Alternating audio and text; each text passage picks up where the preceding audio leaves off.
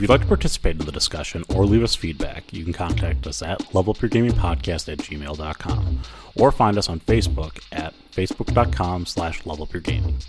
If you like the content and want to hear more of the show, subscribing will ensure you don't miss an episode. New episodes come out almost every Wednesday. Also, please review, tell a friend about the podcast, or share with your gaming group. Now sit back and enjoy the episode.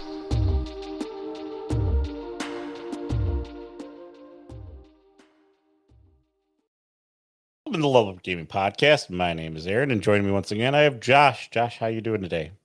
I'm doing fantastic. Just absolutely peachy.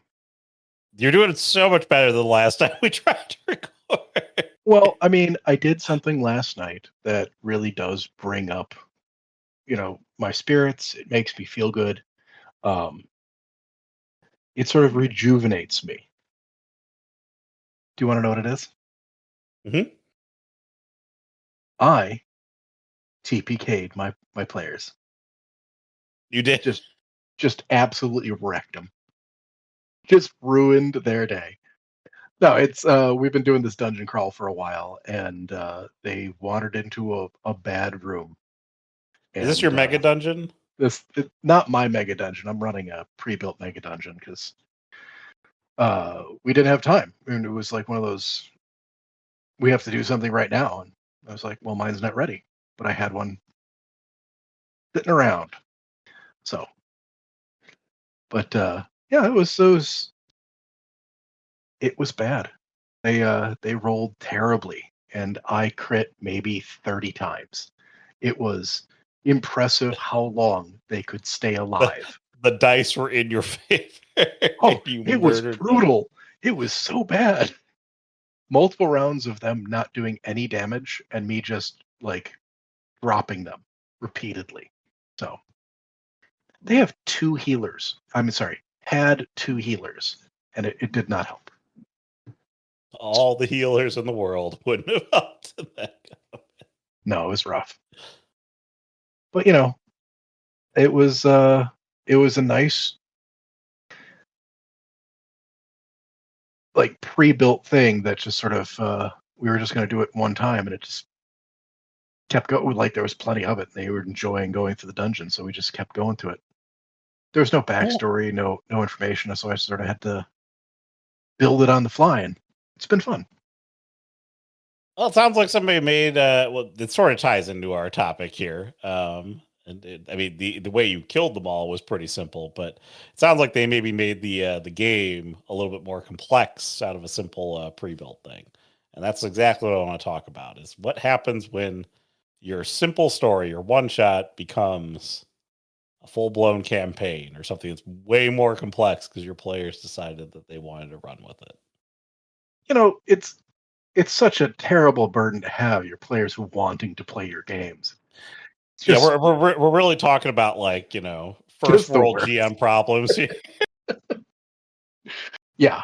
Well, and when we've done our Let's Make a One Shots, a lot of the times we pre-bake in this is where you can go if the players like it.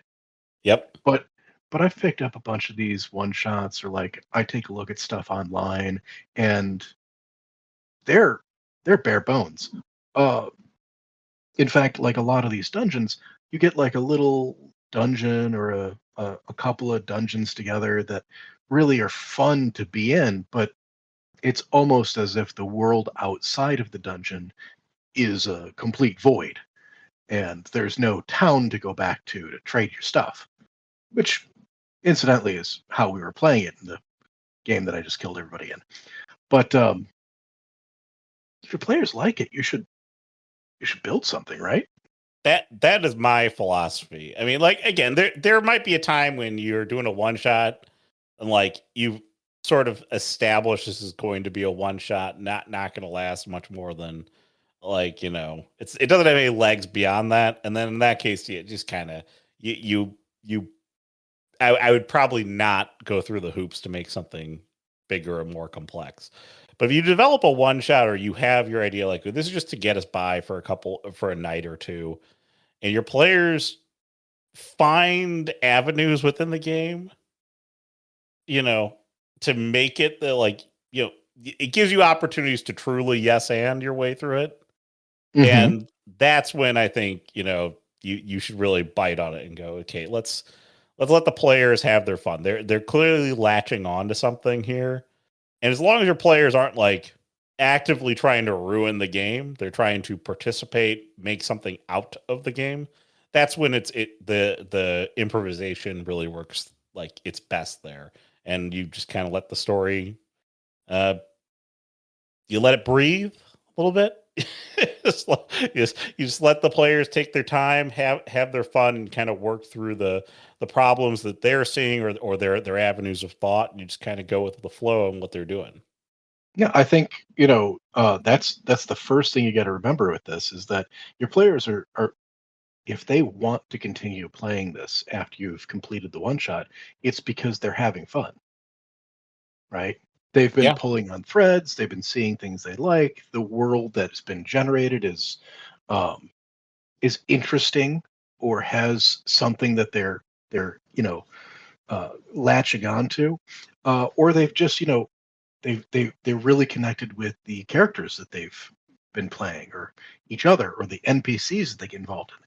And I think that's the first step that you need to sort of focus on when you start iterating on the world is what about this did my players like?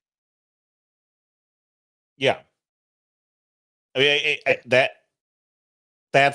I mean, again, your players will start to pick up on things. Like, again, I had a similar situation in basically a one shot or a two shot game, and they picked up on things, or they were going down threads for things that I had no idea or had no plan on ever introducing in the game. And it's just like, okay, well, this is what they want to do. They seem to really be jazzed about it and having a good time. So I'm going to give them more, cowbell, and let's see what happens. By all means, you should. I mean, it's absolutely where you should start. It is not, however, the end goal here. I think that it's like too much of the same thing just becomes real samey. Yeah, I So you mean, should. again, it is going down that line of like your players frequently, and I'll speak to the podcast here as well. We'll talk about something in the podcast, and I go, "That's a great idea. I wonder how I can make that work in one of Mhm. my games." I start thinking that here in the podcast. Okay, my players will frequently do something or belt something out about my game that I had never thought about. I go, "That's a great idea. Maybe I should make that work within the game right now." Like there's a story I told ages ago, and as the players were walking through this old battlefield, kind of like marching towards like the crux of the plot or like the twist within my game. uh Jared belted out, he's like, "God damn it, we're gonna find out that we're all dead, that we're just ghosts traveling the earth." And I went, in my head, I went, "That's such a good idea," but I was but I am not prepared. I am not prepared for that. Oh yeah, the number of times my players have like made it like an off joke about a thing and I'm like, yes, but and I like I love to just take what they've done and like twist it a little bit and give a little bit more. Um, and it does add a lot of flavor to the world, but you can do the same sort of thing with these short games and stretch it into like how does that one shot, how does it affect a world? How does it um, what are the consequences for the players, for the world that it's in? Like what's the next step? Yeah. And by taking those parts that your players like and showing how it grows into the world, listening to what they say, listening to those crazy ideas they had, the threads that they were pulling that may have just been, they weren't written down in the one shot, but your players are asking questions and you want to give them answers, and now they're all about some crazy conspiracy that didn't exist before, they start talking to you. well, what does that mean? And I think that that can be really interesting for building a longer game. Yeah, so I think right at the start, I mean, you're probably improvising through you're just kind of riffing with your players about what they're doing. And then you get to make the choice on, okay, was that just a fun little red herring like tangent that we did? Or is this something that I really want to incorporate into the game? So I think that's probably how you decide how far to take this thing effectively. Yeah. Well, you start with, iterating on the world, following those consequences. Um, you yes and your way through a couple things. You just riff on what they've come up with, and it's there to buy yourself some time to come up with, what's your through line, what's what's the arc that they're in. Um, and then I think, because you're not doing this session after session after session, you really should take some time, sit down, and decide what parts are you keeping, what parts are you changing, and what bits of this world are you abandoning to sort of clean up the story and get that core focus so you can reach the end of an arc. Yeah, this is to say that like I wouldn't want to recommend to somebody to rewrite your game or re-engineer the ending of your game based on this. I would figure out how this thing fits into your original ending and then, massage or extend the game around that, because again, you want to still maintain truth to you, and again, you like you said earlier, which is you don't just want to go with what your players are always doing. Hmm. Like that's not a good. Your players may be none the wiser to it, but at the same time, like you're not actually incorporating your own real originality as a storyteller in there. Like it's a give and take with what your players want to do versus like what you want to do and how you kind of get to that ending that you're trying to kind of marry there. And so like Yeah. again, you have a one shot here. It's really simple. The mystery is simple. Your players decide to add layers upon layers of complexity into this mystery by interviewing everybody and their mother in the town. Okay. Well, that, you know, either those are just things that you're going to riff, or you're going to start saying, okay, the things that they're looking for, I should probably incorporate some of these ideas into how the game like runs overall. And then you might go, oh, this makes for a better, bigger idea. And now I can springboard off into something else at the end of Yeah. it. So you should absolutely keep those world building things. You should Yeah. iterate on them. You could grow them out. Um, but like some of the NPCs, you think about it, NPCs for one shots, they're really designed for that one shot. They've got no purpose beyond that. So you've got to like come up with reasons for what they're doing. You've got to build that out a little bit more. And some of that can be done from, what your players are looking for or what the world is. But some of it is, it's more complex. And I think making changes to the NPCs to help your story is going to be necessary to make this work. Um, and I think that it should become very obvious once you've expanded the scope of a short story like this that bits and pieces of the ending or how to get to the ending just straight up need to be abandoned because it doesn't fit with the structure anymore. A lot of one shots have a very, you know, quick and easy ending. That's the bad guy is in the place you expect them to be. It's rarely a surprise of who it is. It's very much, you know, it's cut and dry so that you can get to the end and you can get it done. If you're expanding this out, you're going to have more twists. You're going to have more turns. You're going to have a different way to finish things out. You have to find that arc, and you need to make it count. So the quick and easy ending on a game that's no longer quick and easy just isn't going to feel right. Yeah, if you're going to allow these threads to be pulled on and to kind of add this complexity into the game, you should definitely work in how it you're right, how it incorporates into the ending of the game, because otherwise the ending will be like, wait, so was all that for nothing? Like, like did we just do all that and then none of it really mattered at the end of the day? And in terms of like enjoyment for a player, as long as some of it panned out, I think it works. If none of it pans out, then it feels like a very big wasted effort. It's like, well, why did the GM do all that stuff? Like, why did you allow us to, you know, meet all these extra people and go through this and talk about the rabbit's backstory, and like why did we go through all these hoops if at the end of the day it was just a bad guy doing bad things because he's bad? Yeah. It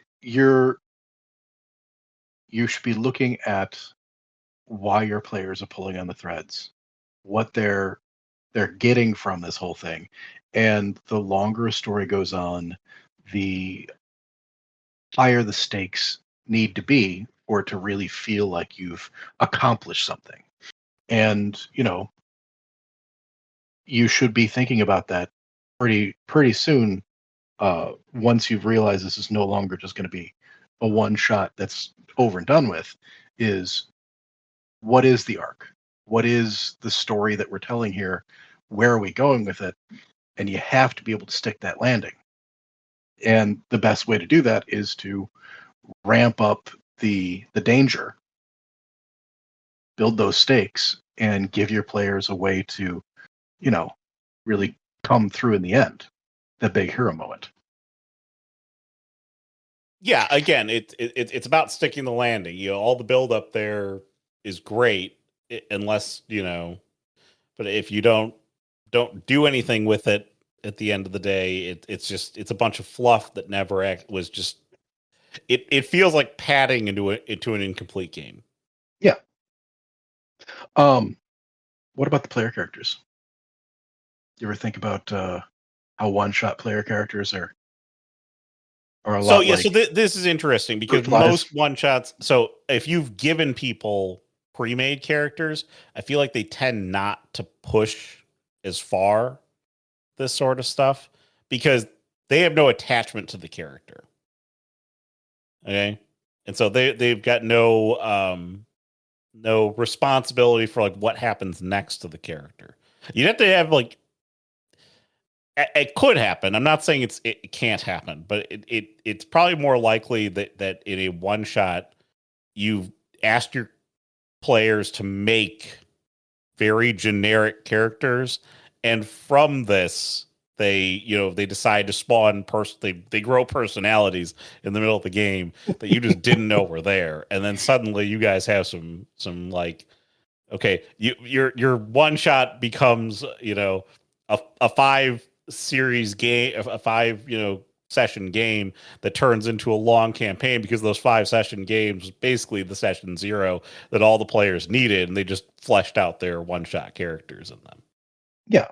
So, like, my thought on this is that if they were given like pre-gens, or if they had thrown together a character in like 30 seconds with no real concept of what the character was, and it's a one shot, who cares? Drive it like you stole it.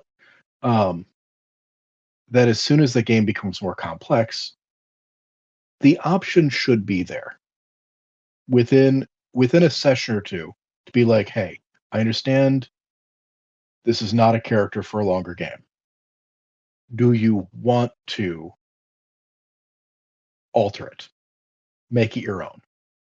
You can't be like too crazy with it.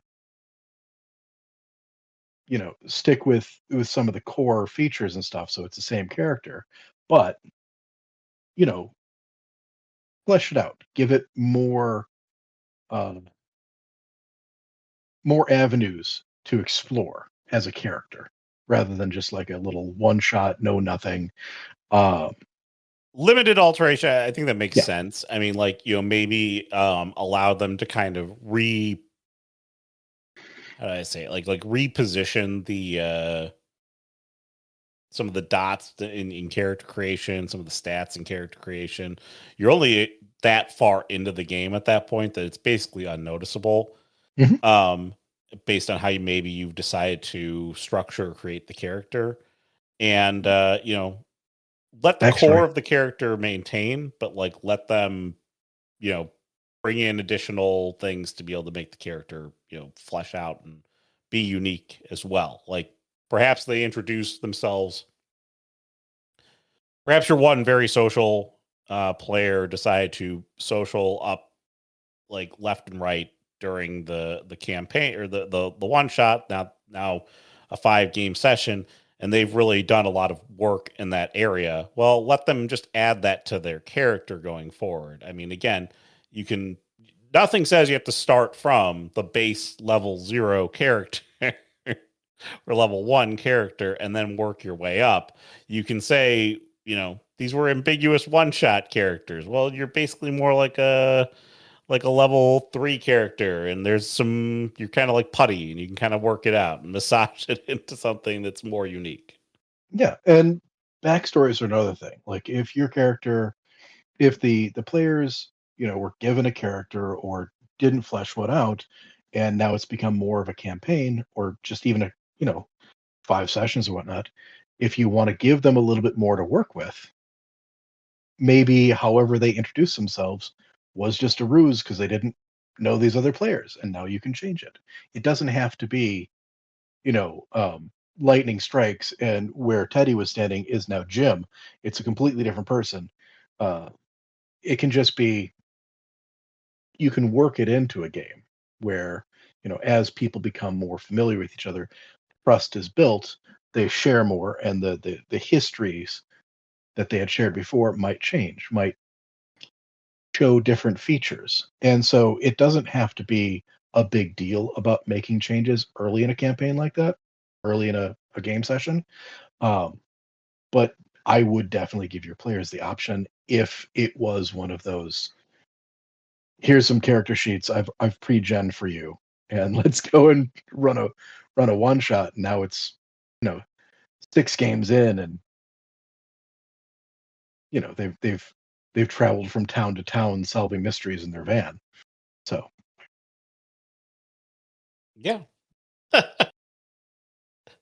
yeah, I think the the thing that we've talked about here is very much the turning a one shot into like 5 games, or it was supposed to be one night, now we're at it for the whole month. Uh, but there's always a possibility, like you had mentioned earlier, that it this whole first couple of sessions that you thought was really just a session 0 to build a longer campaign, and that's a whole bigger ball of wax. Yeah, at that point you're sort of using the extra fluff that the players are working through to be able to get far enough ahead of them that you can launch the game out of the initial, you know, the initial pairing of like or the initial like game session. So when growing up, a lot of our games were actually sort of done like this. Which was that Jared would have an idea for a game, okay? Sort of idea for a game. We Yeah, would make characters and we would do like a one shot, and a few of them stuck and they became long campaigns. if Like it that was works, it. it works. Yeah, Yeah. and sometimes you just got to throw a lot of things on the wall to see what sticks, and that's a perfectly valid way to to play these sort of games. I really enjoy it for when you are trying different systems also. Okay, like you find a fun system, it looks interesting, throw together a one shot, and if your players like it, you might have to iterate and build it out. Other ones, I mean, I we did this with Pathfinder, not Pathfinder 2, Pathfinder, where the players liked the story but hated the system. So we rewrote the whole thing and played in 5e. Oh, okay. And That they just didn't care for Pathfinder. Pathfinder 2 seems to be fun. again, so that's a whole system switch. Yeah. That's like deserves its own topic right there. I mean, but it was one of those situations where it was a one shot and we liked it and they wanted to keep playing, but they weren't really like, man, there's a really fun world. It's a great story, but I don't want to play any more Pathfinder. I'm like, well, what if I just switched it? And it's an option. When you have a short game, these one shots, I think it's important to remember that um, what's on the paper, what's on that one shot that you've written out, and all of that is malleable. None of it's Yeah, set when in a game stone. is young, a lot of things can change in the game. Just like when a Yep. character is like brand new, a lot of things can change in the character. You can you can dramatically change a character after the first night. And in some, I wouldn't say always, but given that you don't really have a session 0 in this scenario, you're coming in with characters that are either very fresh or characters that you're expecting to not be here for the long haul. Um, if that's the way that you start and approach the game, then this is your session 0. And like we've talked about here, you have to be able to give flexibility to change the character before you dive into the bigger meat and potatoes of what you've created as a campaign. Because the things that you would have created the character for this one shot scenario or this very, very simple game may not be suitable for a long term, you know, campaign. And you let the players kind of figure that out. But like you said there, you had a whole system change as a result of this. Yeah. So Huge chunks of the story can change. Direction of the story can change. Even the genre can alter a bit. Your NPCs can change. Your world can be iterated on and built out. Um, Characters can change. The important thing to remember, if your players like it, that's what matters. yes, And your goal of extending this game or indulging in the complexities that your players are creating in this game is because you're recognizing your players' love for the game effectively. the story that's being told. Like, Yeah. you find ways to connect with them, you find things they like, and you build those out, and you see what that means. And that's the important part. Everything about it, about what was written on that paper, on that one shot, doesn't matter. It's the Yeah. core of what it was. Build it from there. See what they like. Go from there. And then it's not a pre-built. It's not a one shot. It's your session 0. It's your start. And I think that's really fun. Yeah. I agree with that completely. Do you have anything else that you want to add to this topic, Josh? Thinking like, uh, you know, me with stories. I love through lines. I love arcs. I love themes. And I don't think it would be a bad idea, once you've realized that your one shot is extending, to like find a theme and use that to build things out. Um, but then I say you should do that for every story. You should have, some sort of general theme that sort of ties together different structures. Yeah, So go back to our episodes on themes. there might be a theme in all these podcasts where I keep talking about themes. We've discovered the true through line of the podcast.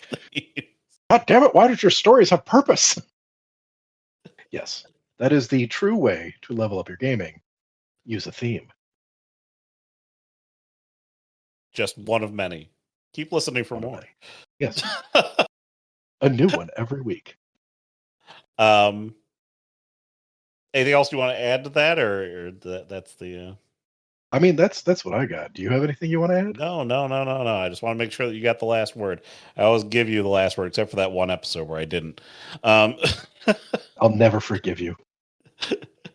anyways, if you have thoughts on simple stories becoming complex, maybe an example of how that happened, or maybe a campaign that spawned out of something that was really short, and let us know. Level Up Your Gaming Podcast at gmail.com or facebook.com/level up your gaming. The podcast is on all your favorite podcasting sites, on YouTube, so you can smash the like button, subscribe to the podcast wherever you listen to it, leave comments, recommend it to friends, review it, all those good things, and that'll wrap us up for the week. So for Josh, I'm Aaron. Have a good week, everyone. Bye.